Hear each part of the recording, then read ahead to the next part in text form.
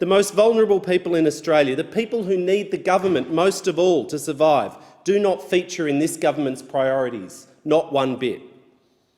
You can look no further than the NDIS. The Liberals built their flimsy surplus on the back of cuts to disability and a $1.6 billion underspend. It should be a source of shame. Now, you rabbit on, government, about quiet Australians, but the truth is that's just political waffle. It's cover for the cruelty and the lack of care you inflict on the people who most need help.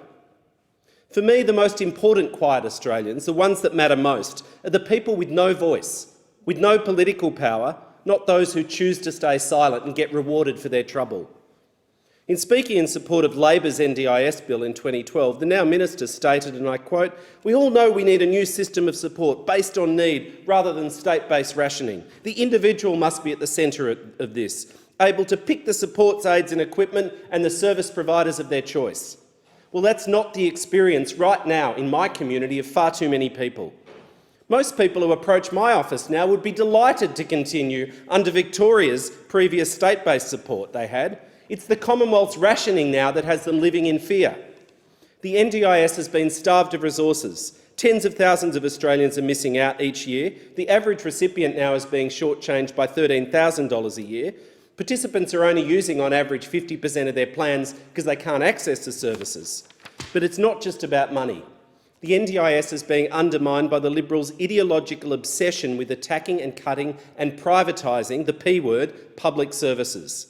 Take the NDIA staffing. When established, it was projected to have a peak staffing level of 10,595 permanent public servants by last year. A professional, capable staff to assist Australians with a disability to access the support they deserve. But that was trashed by the Liberals in 2016. The Prime Minister, when he was Treasurer, decided 3,000 staff would be enough. That'll be plenty. So how, people may ask, is the work getting done?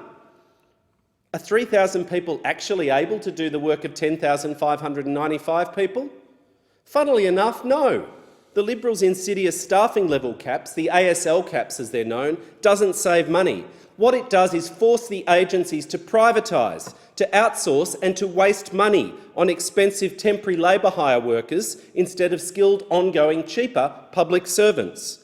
We have desperate families waiting up to a year for a plan, and as long again for a review when it's got wrong because their initial plan didn't provide the right support. You should get it right the first time. It's cheaper. Plans are now shuffled between and glued together by 5 different inexperienced labour hire workers for over a year.